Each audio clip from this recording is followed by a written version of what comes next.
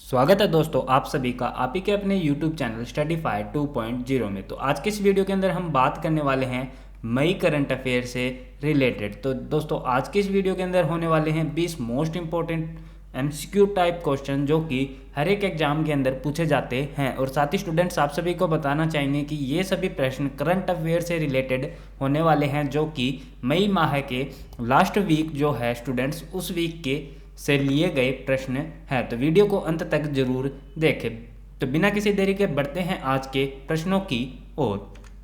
प्रश्न नंबर 1, हाल ही में विश्व मेट्रोलॉजी दिवस किस दिन मनाया गया है? जिसका सही आंसर होगा स्टूडेंट्स ऑप्शन नंबर बी 20 मई के दिन। तो स्टूडेंट्स हाल ही में विश्व मेट्रोलॉजी दिवस 20 मई के दिन मनाया गया है। साथ ही स्टूडेंट्स आप सभी को बताना चाहेंगे कि विश्व मेट्रोलॉजी दिवस क्यों मनाया जाता है? तो स्टूडेंट्स माप विज्ञान के और इसके अनुप्रयोगों के बारे में जागरूकता बढ़ाने के लिए मनाया जाता है। तो स्टूडेंट्स मेट्रोलॉजी डे माप के विज्ञान और इसके अनुप्रयोगों के बारे में जागरूकता बढ़ाने के लिए विश्व मेट्रोलॉजी दिवस मनाया जाता है।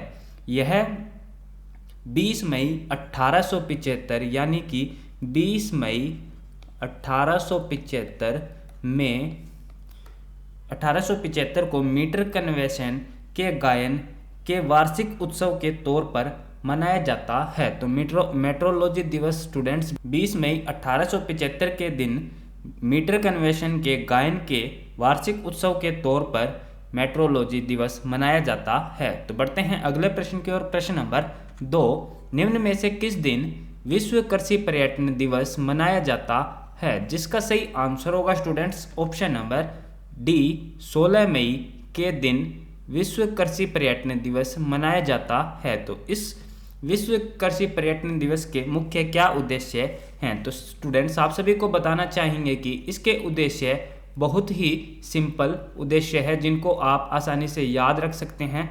तो पर्यटकों को खेती का आनंद प्रदान कराना और किसानों की आय बढ़ाने में मदद करना इसका प्रमुख उद्देश्य है। तो बढ़ते हैं अगले प्रश्न की ओर। प्रश्न नंबर 3, हाल ही में मानिक साह ने निम्न में से किस राज्य के मुख्यमंत्री के रूप में शपथ ली है? जिसका सही आंसर होगा students option number C Tripura राज्य के मुख्यमंत्री के रूप में शपथ ली है। तो आप सभी को बताना चाहेंगे कि मानिक साह ने 15 मई के दिन शपथ ग्रहण की है। और साथ ही स्टूडेंट्स आप सभी को बताना चाहेंगे कि मानिक साह से पूर्व मुख्यमंत्री पद पे जो थे स्टूडेंट्स वह थे विप्लव देव। और आप सभी को यह भी बताना चाहेंगे कि मानिक साह त्रिपुरा क्रिकेट एसोसिएशन के प्रेसिडेंट भी हैं। तो पढ़ते हैं अगले प्रश्न की ओर। प्रश्न नंबर 4, विश्व मधुमक्खी दिवस हाल ही में किस दिन मनाया गया है? जिसका सही आंसर होगा स्टूडेंट्स ऑप्शन नंबर बी 16 मई के दिन मनाया गया है। तो बढ़ते हैं अगले प्रश्न की ओर। प्रश्न नंबर 5, हाल ही में पूर्व क्रिकेटर एंड्रयू साइमंस का 46 साल की उम्र में कार दुर्घटना में निधन हो गया है। वे किस देश के क्रिकेट खिलाड़ी थे? तो स्टूडेंट्स आप सभी को बताना चाहेंगे कि ऑस्ट्रेलिया देश, यानी कि इस क्वेश्चन का सही आंसर होगा ऑप्शन नंबर बी। हाल ही में पूर्व क्रिकेटर एंड्रयू साइमंस का 46 वर्ष की उम्र में कार दुर्घटना में निधन हो गया है जो कि ऑस्ट्रेलिया देश के क्रिकेटर खिलाड़ी थे। बढ़ते हैं अगले प्रश्न की ओर। प्रश्न नंबर 6, भारत और किस देश की नौसेनाओं के बीच में कोरपाट का चौथा संस्करण किया जा रहा है? जिसका सही आंसर होगा students option number B Bangladesh. तो स्टूडेंट्स भारत और बांग्लादेश की नौसेनाओं के बीच कोरपाट का चौथा संस्करण किया जा रहा है। तो स्टूडेंट्स इसी क्वेश्चन के साथ एक और क्वेश्चन जुड़ता है कि कोरपाट की फुल फॉर्म क्या है? तो आप सभी को बताना चाहेंगे कि कोरपाट की जो फुल फॉर्म है स्टूडेंट्स वह है इंडोनेशिया कोऑर्डिनेटेड पेट्रोल। तो स्टूडेंट्स आप सभी को बताना चाहेंगे कि कोरपाट की जो फुल फॉर्म है स्टूडेंट्स वह है इंडोनेशिया कोऑर्डिनेटेड पेट्रोलिंग। तो बढ़ते हैं अगले प्रश्न की ओर। प्रश्न नंबर 7, निम्न में से किस राज्य या केंद्र शासित प्रदेश के उपराज्यपाल अनिल बैजल ने हाल ही में अपने पद से इस्तीफा दिया है, जिसका सही आंसर है स्टूडेंट्स ऑप्शन नंबर बी, यानी कि दिल्ली केंद्र शासित प्रदेश के उपराज्यपाल अनिल बैजल ने हाल ही में अपने पद से इस्तीफा दिया है।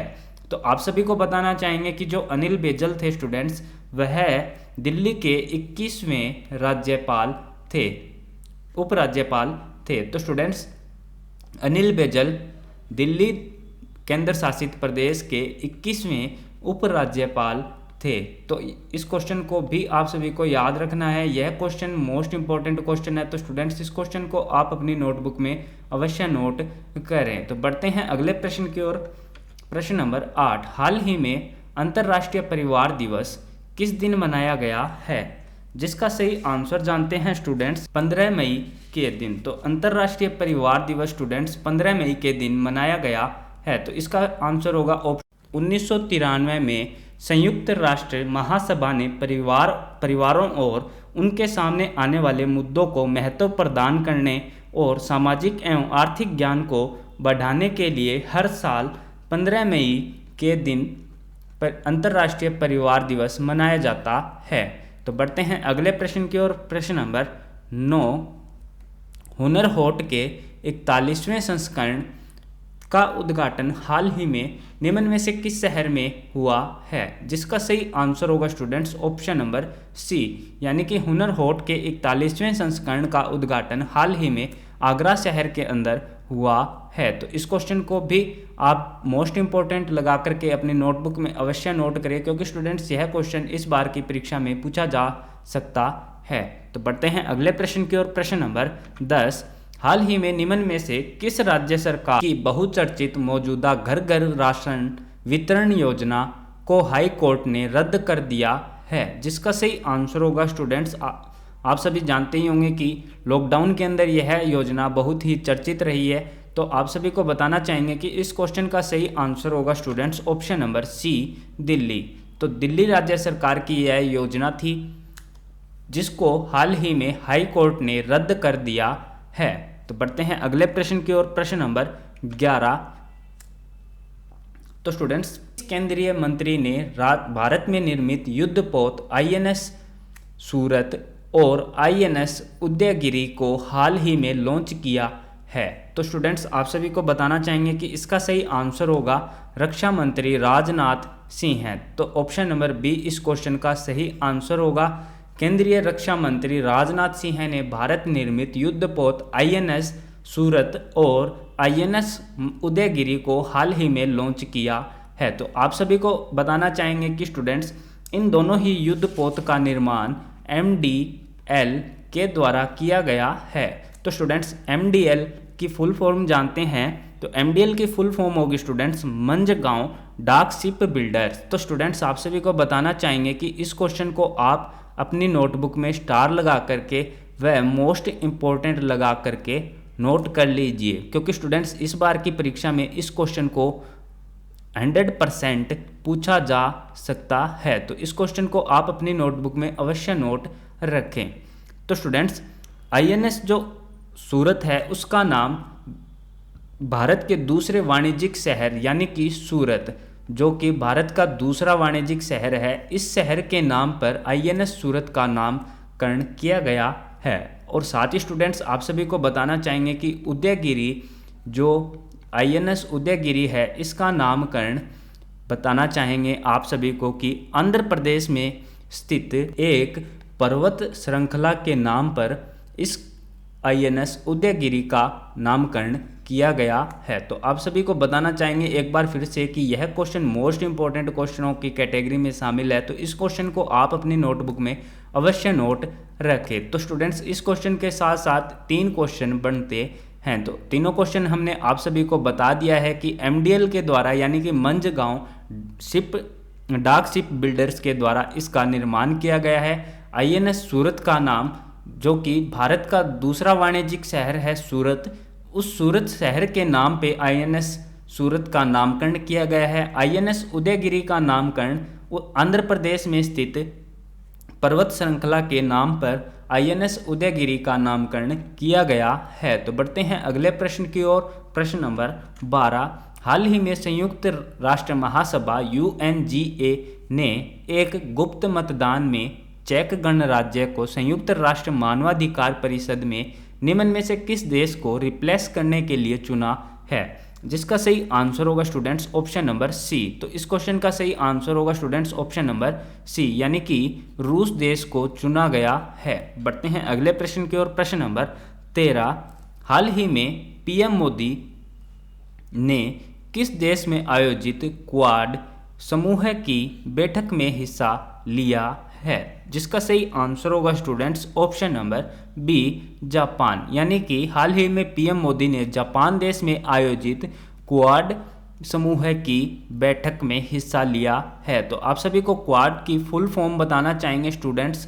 क्वाड की जो फुल फॉर्म है स्टूडेंट्स, क्वाड्रिलेटरल सिक्योरिटी डायलॉग इसकी फुल फॉर्म है। तो इस क्वेश्चन को आप अपनी नोटबुक में भी अवश्य नोट करें, क्योंकि यह क्वेश्चन भी मोस्ट इंपॉर्टेंट क्वेश्चन है स्टूडेंट्स। इस क्वेश्चन को आप अपनी नोटबुक में अवश्य नोट रखें। तो क्वाड का जो गठन है स्टूडेंट्स वह क्यों किया गया, आप सभी को इस क्वेश्चन का भी हम आंसर इसी क्वेश्चन में देना चाहेंगे कि क्वाड का गठन स्टूडेंट्स इंडो पैसिफिक रीजन में समुद्री रास्तों से आपसी व्यापार को आसान बनाने के लिए हुआ था। तो इसका गठन स्टूडेंट्स इंडो पैसिफिक रीजन में समुद्री रास्तों से आपसी व्यापार को आसान बनाने के लिए क्वाड का गठन किया गया था। तो स्टूडेंट्स इस क्वेश्चन को आप याद रखेंगे कि क्वाड का गठन क्यों किया गया। क्वाड की फुल फॉर्म स्टूडेंट्स आप सभी को एक बार फिर से बताना चाहेंगे, क्वाड्रिलेटरल सिक्योरिटी डायलॉग इसकी फुल फॉर्म है। तो इस क्वेश्चन को भी आप अपनी नोटबुक में अवश्य नोट करें। तो बढ़ते हैं अगले प्रश्न की ओर।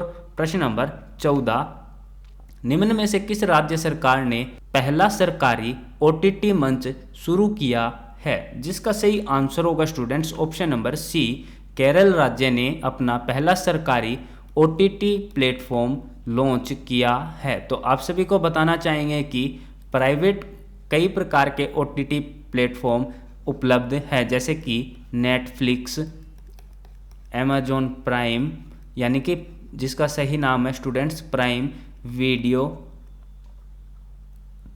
इसी प्रकार स्टूडेंट्स केरल राज्य सरकार ने अपना एक सरकारी OTT प्लेटफॉर्म लॉन्च किया है। तो OTT की स्टूडेंट्स आप सभी को बताना चाहेंगे कि केरल ने जो अपना OTT लॉन्च किया है स्टूडेंट्स उसका नाम है सिस्पेंस OTT प्लेटफॉर्म। तो स्टूडेंट्स इसको केरल राज्य सरकार 1 नवंबर से लॉन्च करेगी, इसी यानी कि 1 नवंबर 2022 से इसे लॉन्च करेगी। OTT की फुल फॉर्म जानते हैं स्टूडेंट्स, OTT की फुल फॉर्म क्या होती है। तो OTT की जो फुल फॉर्म होती है स्टूडेंट्स वो होती है ओवर दी टॉप, यानी कि OTT की फुल फॉर्म है students over the top. OTT की फुल फॉर्म को याद रखना है स्टूडेंट्स, और आप सभी को बताना चाहेंगे कि इस पे आने वाले 1 नवंबर 2022 में भी क्वेश्चन बन सकते हैं। तो आप अपनी जिस भी परीक्षा की तैयारी कर रहे हैं उस परीक्षा के लिए यह क्वेश्चन मोस्ट इंपॉर्टेंट क्वेश्चन है। तो इस क्वेश्चन को आप अपनी नोटबुक में अवश्य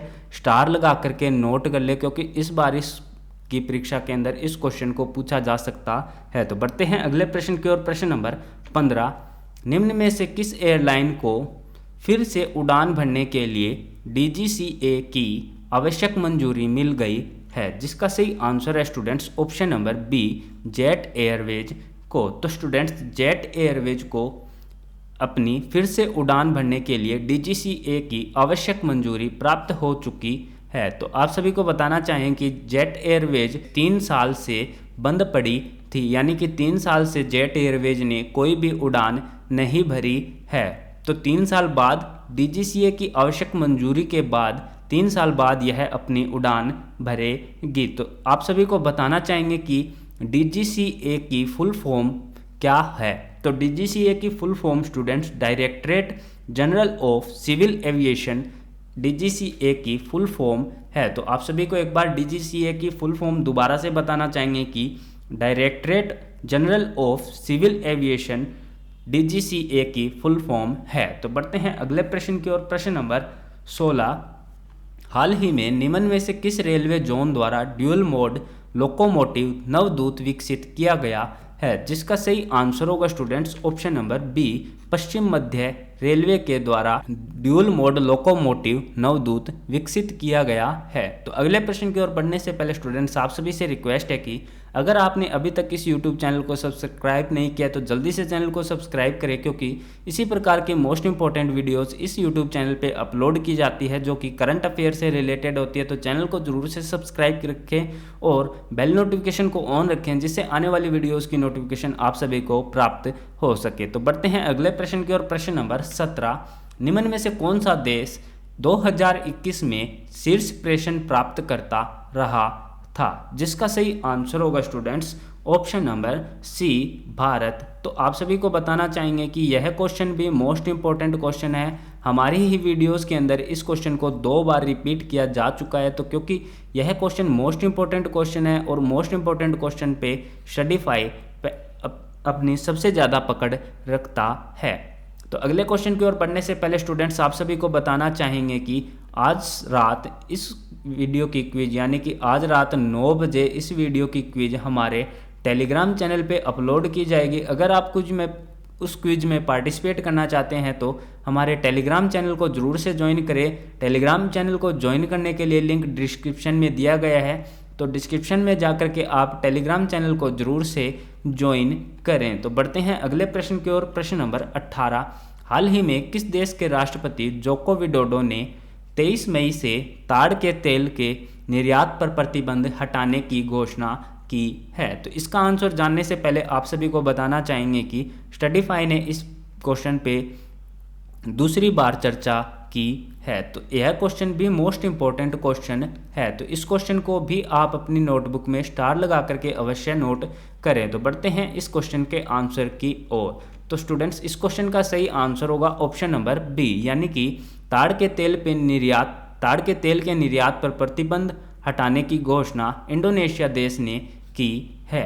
अगले प्रश्न की ओर बढ़ते स्टूडेंट्स। प्रश्न नंबर 19, भारत ने निम्न में से किस देश के पुरुष बैडमिंटन टीम को बैंकॉक में हुए फाइनल में 3-0 से हराकर पहली बार थॉमस कप का खिताब जीत लिया है? जिसका सही आंसर होगा students option number A, Indonesia. तो स्टूडेंट्स इंडोनेशिया देश को हरा करके भारत ने थॉमस कप को जीत लिया है। तो स्टूडेंट्स यह क्वेश्चन भी मोस्ट इंपॉर्टेंट क्वेश्चन है, तो इस क्वेश्चन को भी आप अपनी नोटबुक में अवश्य नोट करें, क्योंकि स्टूडेंट्स इस बार के परीक्षा के अंदर इस क्वेश्चन को पूछा जाना लाजिमी है। तो इस क्वेश्चन को आप अपनी नोटबुक में अवश्य नोट करें। बढ़ते हैं अगले प्रश्न की ओर, जो कि इस वीडियो का लास्ट प्रश्न होने वाला है। प्रश्न नंबर 20, इस वर्ष अंतर्राष्ट्रीय संग्रहालय दिवस निम्न में से किस दिन मनाया गया? जिसका विषय था संग्रहालय की शक्ति। तो स्टूडेंट्स इस क्वेश्चन का आंसर जानने से पहले आप सभी से रिक्वेस्ट है कि चैनल को जरूर से सब्सक्राइब रखें और वीडियो अगर अच्छी लगी हो तो वीडियो को लाइक जरूर करें, क्योंकि आपके लिए एक वीडियो बनाने में हमारी काफ़ी मेहनत लगती है। तो आपके एक लाइक से हम बहुत ज़्यादा मोटिवेट होते हैं। तो वीडियो को जरूर से लाइक करें और अपने दोस्तों के साथ इस वीडियो को जरूर शेयर करें। तो स्टूडेंट्स क्वेश्चन को एक बार फिर से रिपीट करते हैं। इस वर्ष अंतर्राष्ट्रीय संग्रहालय दिवस निम्न में से किस दिन मनाया गया? जिसका विषय था संग्रहालय की शक्ति। तो जानते हैं इसके आंसर को। तो स्टूडेंट्स 18 मई 2022, यानी कि 18 मई को इस वर्ष अंतर्राष्ट्रीय संग्रहालय दिवस मनाया गया था। और साथ ही स्टूडेंट्स इस वर्ष के जो अंतर्राष्ट्रीय संग्रहालय दिवस था इसका विषय था संग्रहालय की शक्ति। तो संग्रहालय की शक्ति इस बार के अंतर्राष्ट्रीय संग्रहालय दिवस का विषय था। तो विषय को भी आप सभी को याद रखना है कि इस बार के अंतर्राष्ट्रीय संग्रहालय दिवस का क्या विषय था। इस प्रकार भी आप सभी से प्रश्न पूछा जा सकता है। तो स्टूडेंट्स आप सभी से हम अब इस प्रश्न के साथ अलविदा चाहते हैं। मिलेंगे एक और नई वीडियो के साथ। तो कल शाम 4 बजे हमारे इसी यूट्यूब चैनल पे आप सभी को एक और नई वीडियोज़ मिलेंगी। तो हर रोज़ इसी प्रकार की मोस्ट इम्पॉर्टेंट वीडियोज़ पाने के लिए इस YouTube चैनल को जरूर से सब्सक्राइब रखें और क्विज में पार्टिसिपेट करने के लिए टेलीग्राम चैनल को जरूर से ज्वाइन करें। तो धन्यवाद स्टूडेंट्स इस वीडियो को अंत तक देखने के लिए। अगर वीडियो अच्छी लगी हो तो वीडियो को जरूर से लाइक करें और अपने दोस्तों के साथ इस वीडियो को जरूर शेयर करें। अगर आपका कोई भी क्वेश्चन हो तो आप हमें कमेंट बॉक्स के माध्यम से पूछ सकते हैं। तो धन्यवाद स्टूडेंट्स, आप सभी का दिन शुभ हो।